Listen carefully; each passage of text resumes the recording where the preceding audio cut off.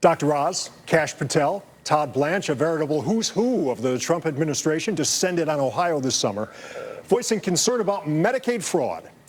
Tonight, the News 5 investigators get to the heart of Ohio's Medicaid program. We'll show you local cases where people stole money, and we'll tell you about laws that shield the criminals. I'm News 5 investigator Jonathan Walsh here in Cleveland. We are asking the director of Ohio Medicaid lots of questions about fraud within the system. We're also knocking on a bunch of doors all over Northeast Ohio, tracking down Medicaid fraud criminals.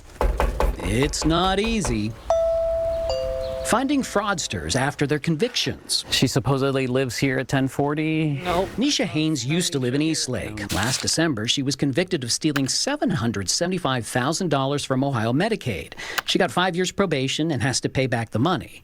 Investigators say she was billing for time she wasn't spending with patients. You'll go talk to a recipient and they'll say, oh yeah, no one's been here in months.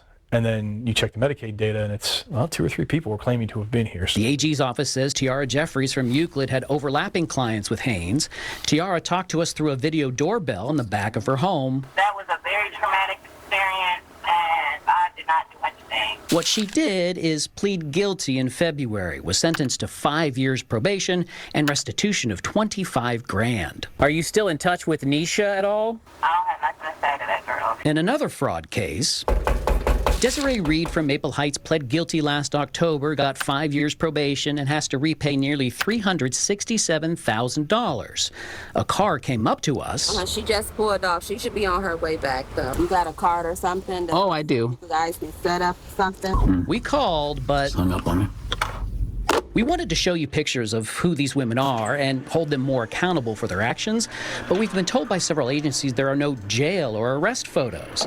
There are pictures of them inside their probation files, but those photos are not public records. So many of these high-dollar thieves get probation, no time behind bars, I am suspending 18 months in prison. are asked how much money they can pay back on the many thousands they stole, What is a monthly minimum?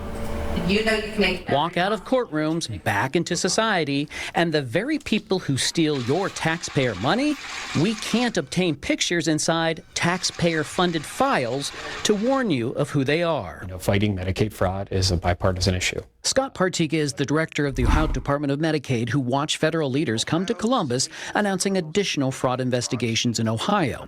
We asked Scott what his state system is doing to help catch fraud before money gets into the hands of criminals. They invested in technology. The department has revamped our internal data systems to be able to have more upstream, more real-time data around what we're seeing in terms of claims. News 5 investigators analyzed data from hundreds of fraud cases. We found in-home care is by far the largest section committing fraud. Scott says home health care saves Medicaid money by not sending people to nursing homes, but he also recognizes, But when you have a provider that has a substantial number of red flags that are popping up, that's where you know you have a lead for an investigation or potential action. And that's a new capability. so whether it's the Juan Watsons of the world, the Cleveland man who just happened to have a booking photo and who now has to pay back more than $431,000 to Medicaid, Scott tells us the next knock on the door, I'm Jonathan Walsh. could be the next fraud investigation. We're going to catch you today, and if we don't catch you today, we're going to catch you tomorrow. I'm News 5 investigator Hello, Leon. Jonathan Walsh. Jonathan Walsh from News 5.